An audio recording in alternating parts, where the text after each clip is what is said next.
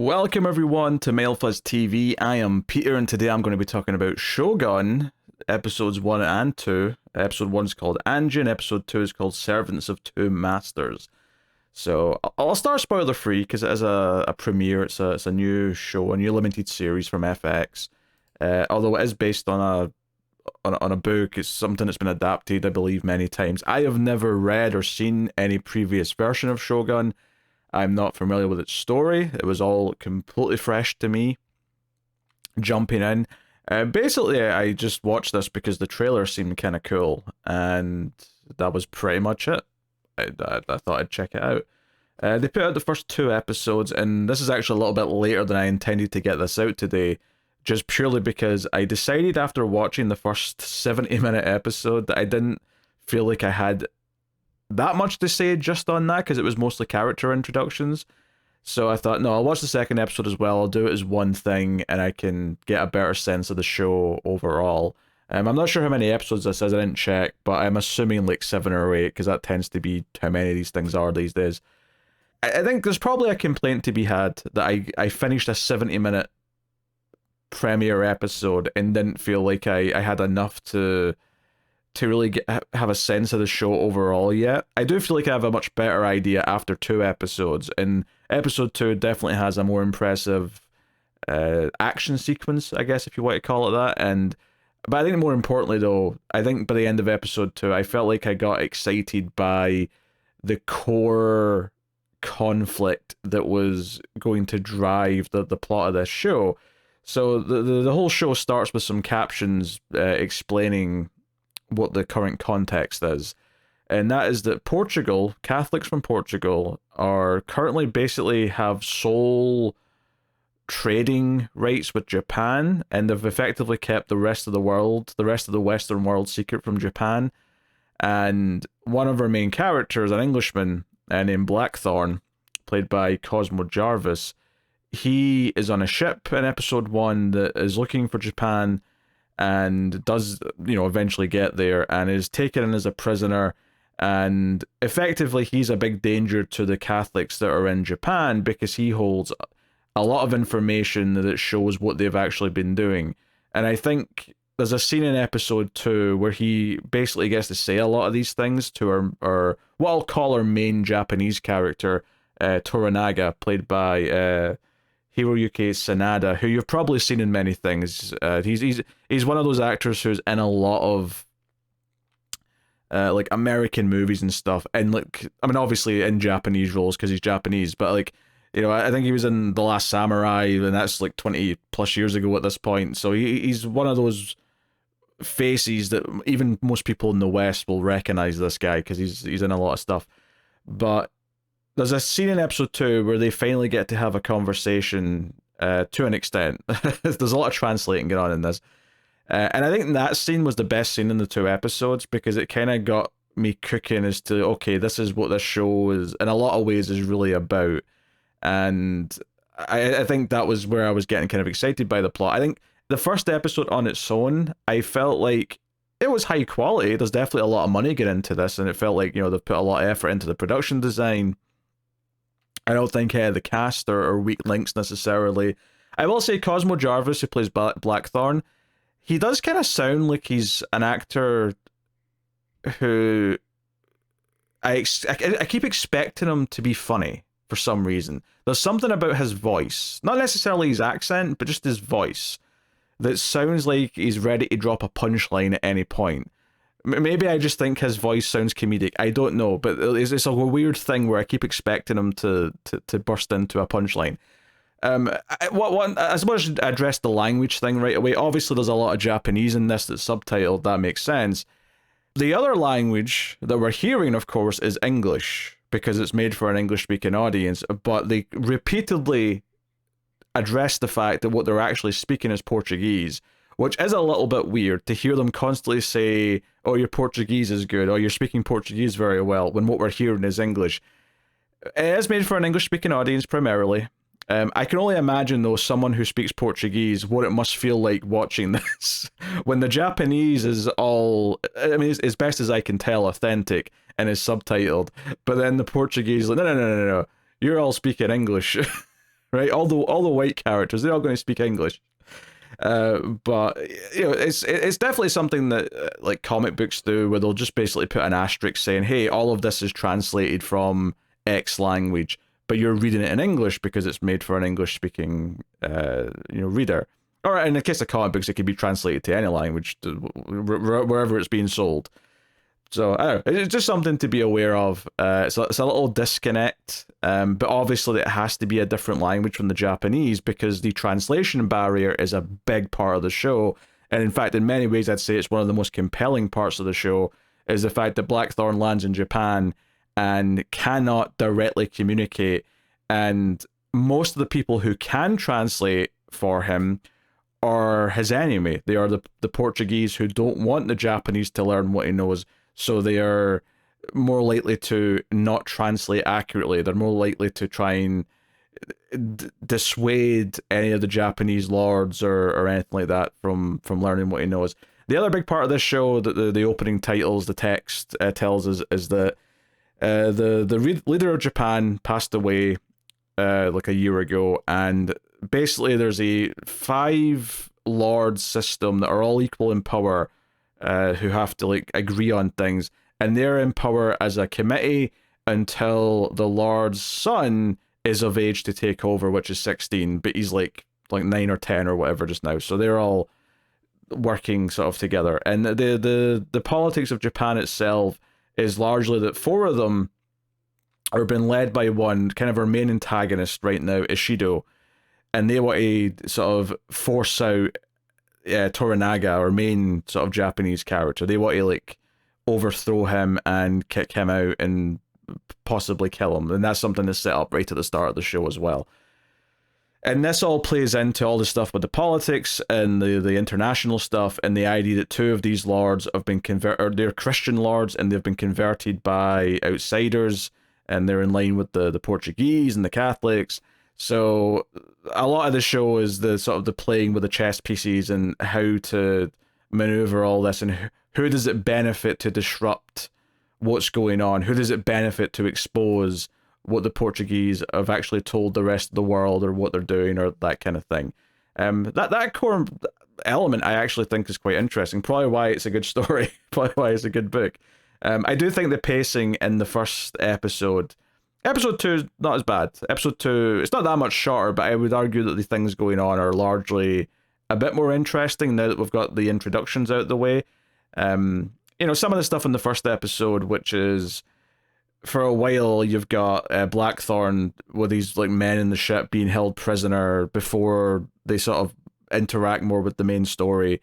Some of that stuff, I'm just kind of like, okay, this is just clearly here to set things up. And it's one of those things that prestige TV, I've noticed more and more, is kind of guilty of, is this idea of like really taking their time at the start because they just kind of assume people will watch the next one regardless. This is not a deal breaker by any means, because there's so many shows that I love that didn't really hit their stride until season 2. So I can't really sit here and critique this too much, but I will say, I do think it is a fair critique to point out, though, even if you end up liking everything else, which is that there should be enough of a hook in your first episode. It's kind of the art of doing a first episode.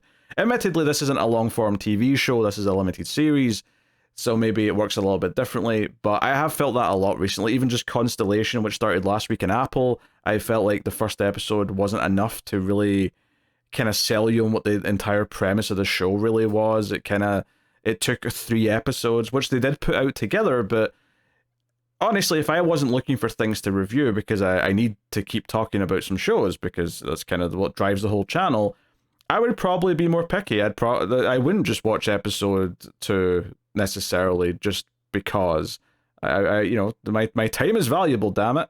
And if I'm not feeling enough, I'm not saying I wouldn't have felt it here, but it's just it's a broad complaint of this reliance on you'll just watch the next one that's already there. It's something that the binge model. Not that this is the binge model, because it's only just like 2 episodes and then it's weekly from here on out, but that sin seems to be kind of there a little bit. And I do think just narrative structure, pacing, and making sure your first chapter is a compelling hook to make us care about coming back for the rest. I do think is part of the art form of making a TV show, whether it is a long form show or a limited series. And I think a lot of shows kind of just don't bother doing it now. It's kind of weird.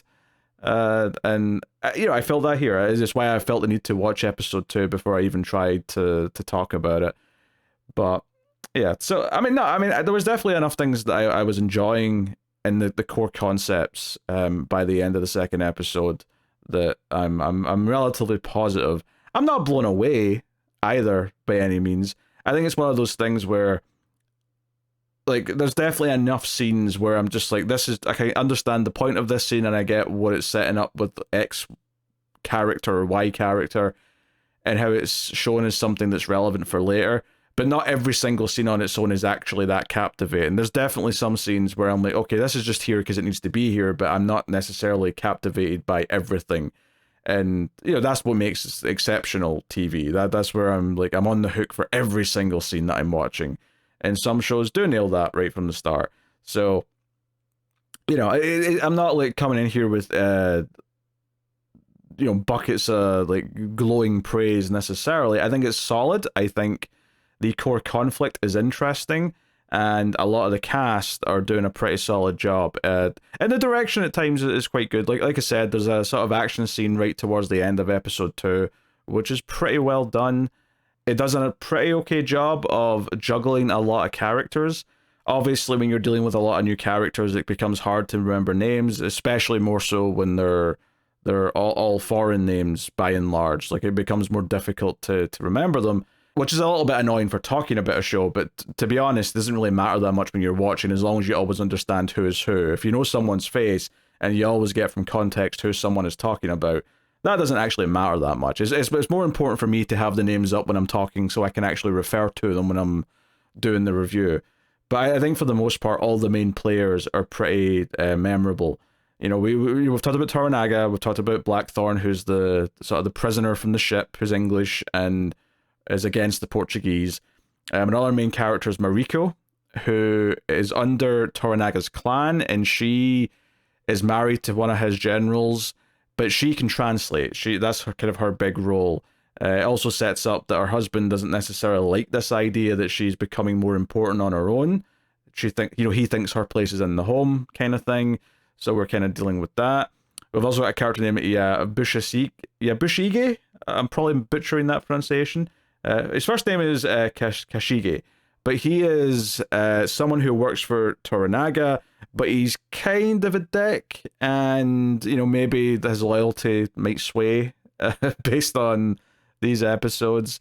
So he's kind of a prominent player, and that's kind of the big roles by and large, other than Ashido, who's like the main antagonist lord. And we do get to see the others. We get to see some of the Portuguese making decisions, including so this is an episode 2 thing, but I won't spoil anything yet. I'll just say that there's a Portuguese translator sent from like you know, he's a priest or whatever. They refer to him as father, but this guy has the worst haircut I think I've ever seen on a human being. He's basically like shaved a circle in the top of his head, and he has like a ring. It looks like he's wearing a headband from a distance, but when you see up close, he's actually just got like an inch and a half of hair going all the way around like a headband. It's absolutely laughable, and I'm sure it's just a design or a popular style in the church in Portugal in this era. I'm sure it didn't stick out at the time, but to my eyes, it was the most laughable looking thing I've ever seen in my life. So we got that, and also out of nowhere, Richard from Lost is here, Nestor Carbonell. He's much older looking. He's got grey hair. He's got a grey beard. I don't really have much to add on him. He serves a function in these 2 episodes. I don't know if we'll see much more of him. It doesn't seem like he necessarily would be a big part going forward, but I could see him popping up again. But there's just there's no obvious reason why he will right now. I guess I'll just say sort of kind of some spoilers then for the 2 episodes, just in case you're wanting to go in completely, you know, as cold as you can, other than what I've already said. Why? Because for me, the big scene, like I was getting at, so we're in spoilers now, because episode 1 ends with Blackthorn being brought to to Toranaga, right? That's how the episode ends. It ends with them finally getting put in a room together, and you can kind of see by that point in the episode that Toranaga's got plans to use this guy to break up the alliance that the four other lords have, because not only are they trying to push him out, they're basically going to kill him. Like, they're talking all episode about how these four other lords are just going to vote to kill him, and this is kind of his big play. He's like his smart play to deal with that. And they finally get in a room, and throughout the first episode, you know, there's a great example early on when Kashige, the sort of dickhead guy who's kind of like at the village where the ships come in, and he's actually arrested all the crew, and they're his prisoners. When he talks to Blackthorn, there's like a local Portuguese man who translates, but he actively does not translate everything and kind of bickers with Blackthorn and just tells the Japanese what he wants to tell them. And it becomes this kind of, like I was saying, this core mechanic in the show so far, that a lot of the people who can translate for him don't want to actually pass on what he's really saying. And it's actually Toranaga who asks Mariko to sit in for his meeting to confirm the translations. So the send translator in episode 2 does actually pass on everything, but the questions are a little bit tamer in that scene. And there's a whole thing where the others, when they realize what he might know, try to have him executed, and then there's a whole there's a whole convoluted political hierarchy, because it's actually Ishido who has Kashige, sorry, to stop the execution under the guise that he's doing it for Toranaga and not himself. So he's kind of been like a double agent in this episode. But it leads to this big scene, my favorite scene of the two episodes, where finally Blackthorn is once again with Toranaga about 2/3 into episode 2, and Mariko's the only translator. So he finally just starts asking the questions that he wants to really ask. And he asks him, okay, so where are you from? And, you know, how is it ruled? And he's like, England, the Queen. And he sort of he gets into it. And he's like, can you draw a map of the world as you know it? And he tries to explain. And honestly, him drawing in the rock garden or whatever it is, like, I could barely make sense of it. And he was explaining it, and I understand what he's saying. But the big thing is that he starts talking about how the Spaniards and the Portuguese have sort of divvied up parts of the New World and are claiming anything within them as theirs. And one of the sentences that he says is that as far as like the West is concerned, Portugal's kind of claimed Japan, and that the word that really sticks out when they're translating here is that he said Japan belongs to Portugal. And that obviously makes Toranaga and everyone sitting around go, wait, belong? Did he really just say belong? And it's this realization of how maybe these outside forces are actually manipulating the country. And the other big thing he mentions, of course, is that they've got secret bases they're setting up with Christian Ronin running them around the country. And that this might actually be leading to something big, that down the line Japan might fall to this outside force that's been secretly kind of set up from within. I liked all this because it was kind of like the weight of what this was. It's not just that they're trying to like get rid of Toranaga, at least. I mean, I don't know if all the lords necessarily want this guy. I never got this is what makes it a little bit more complex, is that the main antagonist, Lord Ishido, I don't think he's actually Christian. I think it's the other ones that are Christian. He's just aligned with them, so it could be a very interesting like three-way split once that sort of divide is put in place, assuming this information leads to that kind of thing. I mean, hell, the end of this episode is the religious lord sending an assassin to try and take out Blackthorn so that he can't tell them anything else. And obviously we get a fun scene where she's like, basically she kills like half a dozen people by stabbing, like she slits a lot of throats, this assassin trying to get to Blackthorn. Notably at the end, Blackthorn jumps in to help Toranaga at one point, so he's probably earned a little bit of Toranaga's trust because he jumped in to save him. But Toranaga also saves him, so maybe there's going to be a slight bond forming there, possibly. But he was the target, and that's very clear of like how scared they all are of everyone learning what he knows about what the Portuguese are doing with Japan. Because at the start of episode 1, it's kind of presented like they've got this basically exclusive country to trade with, and everything that's traded out of Japan goes through the Portuguese, and they're quite happy with that for obvious reasons. But it sounds like it's, you know, going above and beyond that. So I enjoyed them learning about this. I think it was the most excited I got for the plot was the reactions of Toranaga as Blackthorn was trying to explain all this stuff. It is so funny hearing like this like rivalry between, because he is still Christian, but he's a Protestant as opposed to Catholic, and it's funny hearing these two sides of Christianity, like this rivalry, it being a big part of the story. Just because as an atheist, I'm like, I don't know, you're all kind of on the same side to me, but whatever. And it's funny though, because that actually mirrors the view to an extent. Like the Japanese characters are like, wait, you're Christian, but you're not in the same camp as all these Portuguese people we know. And he's having to try to explain that there's two different camps. So bizarrely, I was actually relating more to the Japanese characters in that scene. But it's an interesting component in this because it's making the conflicts a lot more layered. Like there's so many different sides to the conflict. It's not even just like a fighting triangle. There's at least 4 different distinct corners, so it's at least a square. Possibly more though, as we sort of unravel out to more sub factions maybe within these characters groups. So I really like that. It did seem like Blackthorn maybe impressed Toranaga a little bit by the end of this scene, because Toranaga says to him that there's no way he's going to win here. It's a losing fight. He's outnumbered. And when Mariko passes this on, he just says, not if I win. Which makes Toranaga smile a little bit. It's like he likes the fight in him, maybe. At least that's what I got from the end of that scene. So no, I mean, I really like that scene, and and I think there's a little bit more humor in the second episode that worked for me. After this scene, he's told he's going to stay in the palace, and Mariko says, "Hey, these 3 ladies will help you with bathing," and I thought the joke was going to be that he's like, "Wait, I don't need help bathing," but the joke was actually that he says, "I've already bathed," and she's like, "Wait, you mean in the village? That was like 3 days ago." Before the prison stuff, that you were locked in a cell for half this episode. And he's like, 2 baths in a week?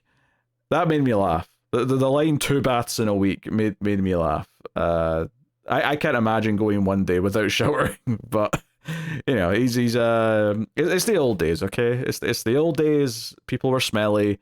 Well, the Japanese might smell nice because they seem to think it would be normal to bathe every day, but not him. Not him at all.